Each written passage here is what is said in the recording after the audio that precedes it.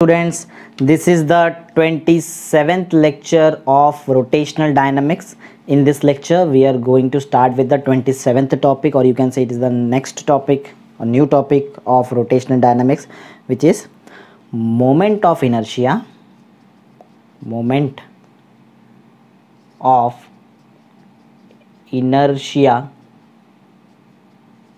of system of particle.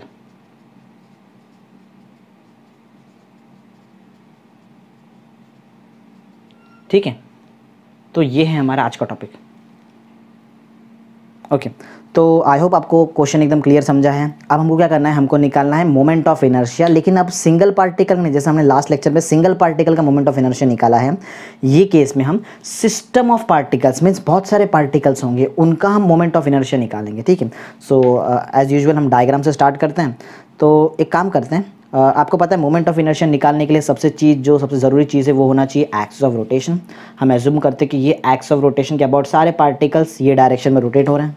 ठीक है, अब क्या करते हैं, कुछ पार्टिकल्स एज्यूम कर लेते हैं। ठीक है, लेट दिस पार्टिकल, ये ले लेते हैं हम एक particle, let the mass of this particle be m1। ठीक है, और एक और पार्टिकल ले लेते हैं, चलो यहाँ ले लेते हैं, mass of this particle be m2। एक और लेते हैं, कुछ ये साइड ले लेते हैं, let the mass of this particle be m3। ठीक है, अच्छा आपको इतना क्लियर याद होगा लास्ट लेक्चर में जो भी मैंने बताया था कि अगर एक सिंगल पार्टिकल का मोमेंट ऑफ इनर्शिया आपको निकालना है तो जस्ट आपको मल्टीप्लाई करना है मास को इनटू डिस्टेंस ना, और डिस्टेंस सिर्फ नहीं होना चाहिए, डिस्टेंस का स्क्वायर होता है वहाँ पे। ठीक है, तो डिस्टेंस ये केस में बताना बहुत ज़रूरी है, तो चलो हम डिस्टेंस भी दिखा देते हैं यहाँ पे। Distance between m1 and the axis of rotation हम r1 ले लेते हैं, चलेगा, कोई प्रॉब्लम नहीं है। Let the distance between point mass m1 and the axis of rotation be r1। Same हम यहाँ पे भी कर लेते हैं, distance between m2 and axis of rotation, इसको हम ले लेते हैं r2, चलेगा ना। ठीक है, इजी सा कंसेप्ट है। m1 से जो डिस्टेंस है एक्सिस ऑफ रोटेशन का वो है r1, m2 से जो डिस्टेंस है वो है r2। सिमिलरली अगर मैं m3 से डिस्टेंस निकालूँ, ठीक है, पॉइंट मास m3 से अगर मैं डिस्टेंस निकालूँ r3 होगा वो। ठीक है ना, ये तो एज यूजुअल कंसेप्ट है, सिंपल डायग्रामेटिक कंडीशन है। ठीक है, अच्छा तो ये हुआ हमारा डायग्राम कंप्लीट। डायग्राम में हम क्या बता रहे हैं, हम टॉपिक वाइज, जैसे हमारा क्वेश्चन है, क्वेश्चन में क्या बताया आपको, एक सिंगल पार्टिकल नहीं लेना है, आपको लेना है सिस्टम ऑफ पार्टिकल। मीन्स तो मैंने 3 पार्टिकल ले लिए। ठीक है, तो अगर मुझे इनका ये सिस्टम ऑफ पार्टिकल का मोमेंट ऑफ इनर्शिया निकालना है तो देखो मैं कैसे निकालूंगा। एक सिंपल सा कंसेप्ट है, फॉर्मूला आप देखो, फॉर्मूला समझ में आ गया आपको, थियरी अपने आप याद हो जाएगा। ठीक है, देखो अगर आपको पूरे सिस्टम ऑफ पार्टिकल का मोमेंट ऑफ इनर्शिया निकालना है तो आपको करना क्या है, जस्ट जैसे आप पहले करते थे, अगर एक पार्टिकल होता तो आप क्या करते हैं, सिंपल वो पार्टिकल के मास को मल्टीप्लाई कर देते हैं square of distance between the axis of rotation and the point mass ना, एक्सिस ऑफ रोटेशन और वो पॉइंट मास के बीच में जो भी डिस्टेंस का स्क्वायर कर देते हैं। लेकिन यहाँ पे एक पार्टिकल थोड़ी है, यहाँ पे बहुत सारे पार्टिकल है, हमारे पास एक सेकंड पार्टिकल भी है। तो अगर मैं सिंपली सेकंड पार्टिकल देखूँ तो सेकंड पार्टिकल के बारे में भी आपको ऐसा समझ में आ जाएगा। कैसे करते हैं हम, सिंपल वही प्रोडक्ट करना है मास का और square of distance between axis of rotation and that point mass. ये टाइम पे m1 मत लेना, m2 देख रहे हो तो m2 से डिस्टेंस लो। ठीक है, सिमिलरली अगर मुझे m3 का ये पॉइंट का मोमेंट ऑफ इनर्शिया निकालना है तो कैसे निकालेंगे, वही सेम, वो पॉइंट मास का मास ले लो, उसको मल्टीप्लाई कर लो, उसका distance from axis of rotation which is r3। ठीक है ना, देखो एकदम सिंपल सा कंसेप्ट है। तो ये बन गया हमारा formula for moment of inertia of system of particle. पूरे सिस्टम ऑफ पार्टिकल का हमने मोमेंट ऑफ इनर्शिया एक साथ निकाल लिया। ठीक है, अच्छा तो क्या हम इसको ऐसा लिख सकते, इसका अगर मुझे स्टेटमेंट बनाता तो देखो मैं कैसे बनाऊंगा, मोमेंट ऑफ इनर्शिया, ठीक है ना, मोमेंट ऑफ इनर्शिया किसका, moment of inertia of system of particle, moment of inertia of system of particle. आपको मैंने हर बार बताया कि मोमेंट ऑफ इनर्शिया वर्ड आया तो आपको बताना पड़ेगा एक्सिस ऑफ रोटेशन।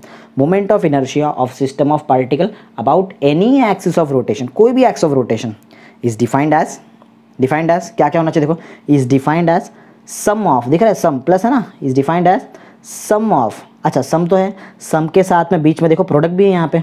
ठीक है ना, दिख रहा है, पहले सम ऑफ फिर प्रोडक्ट ऑफ, क्लियर है। फिर से रिपीट करता हूँ मैं, moment of inertia of system of particle is defined as sum of product of mass of each and every particle. ठीक है ना, sum of product of mass of each and every particle, हर एक particle का आपको मास लेना है और करना क्या है, जस्ट मल्टीप्लाई कर दो स्क्वायर ऑफ डिस्टेंस से, ठीक है ना। लेकिन कौन सा स्क्वायर ऑफ डिस्टेंस आपको लेना है, respective square of distance. Means m1 देख रहे हो तो m1 का डिस्टेंस देखो, m2 देख रहे हो तो m2 का डिस्टेंस देखो, m3 देख रहे हो तो m3 का डिस्टेंस देखो। तो ठीक है, मैं फिर से एक बार रिपीट करता हूँ, फिर हम स्टेटमेंट लिखेंगे, जरा ध्यान देना। Moment of inertia of system of particle is defined as sum of product of mass of each and every particle, जितना भी है वो, ठीक है, and square of its respective distance from the axis of rotation. That's it, इतना simple statement है, ठीक है ना। चलो अब हम स्टेटमेंट लिख लेते हैं। तो हमारा स्टेटमेंट क्या है, हमारा स्टेटमेंट ऐसा है, स्टार्ट होगा जो हमारा टॉपिक है यही से हम स्टार्ट करेंगे, ठीक है। देखो ध्यान देना एकदम अच्छे से। Moment of inertia of system of particle is defined as, देखिए इस डिफाइंड कर रहे हैं हम, डिफाइन कैसे करेंगे, सम ऑफ ना पहले आता है, सम ऑफ डिफाइंड एज।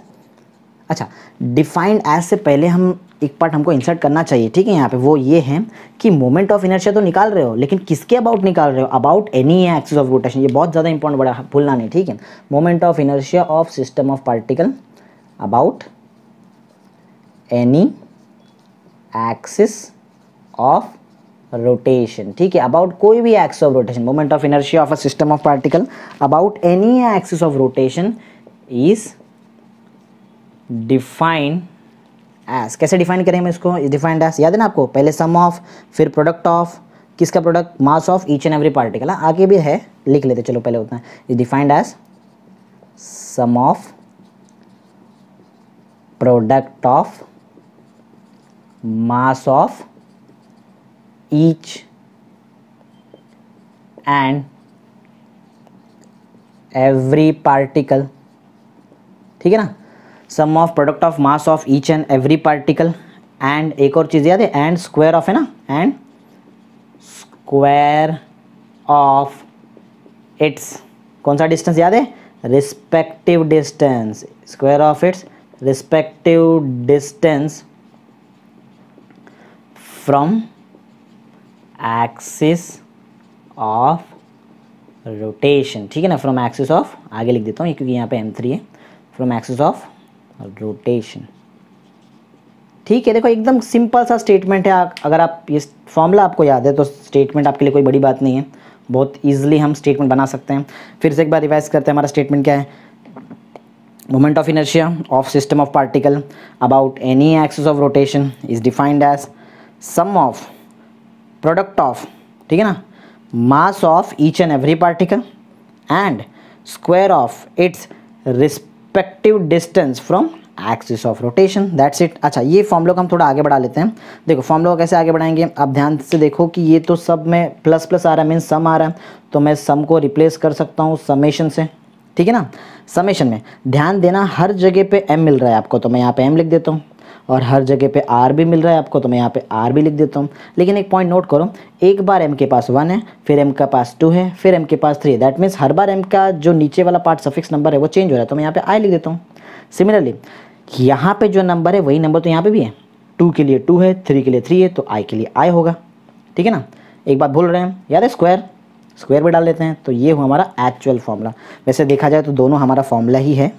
एक बात बताना पड़ेगा यहाँ पे, अगर ये केस देख रहे हो आप, यहाँ पे ये केस देख रहे हो, तो जो हमारा सबसे पहला जो i का वैल्यू होगा वो तो 1 होगा, और सबसे मैक्सिमम वैल्यू वो होगा 3। तो आपको बताना पड़ेगा where i starts from 1 and ends on 3, ठीक है। ये केस के लिए, ये वाले केस के लिए, और ये और है, दोनों में से आप कोई भी फॉर्मूला यूज़ कर सकते हो, आपकी मर्जी, ठीक है ना। तो आई होप आपको एकदम क्लियर समझ में आ रहा है हम क्या कर रहे हैं, ठीक है। फॉर्मूलेस भी आपको एकदम क्लियर हैं, और मैंने आपको जैसे बताया, एक बार आप फॉर्मूला क्लियर कर लो, आपका स्टेटमेंट अपने आप रेडी हो जाएगा, ठीक है।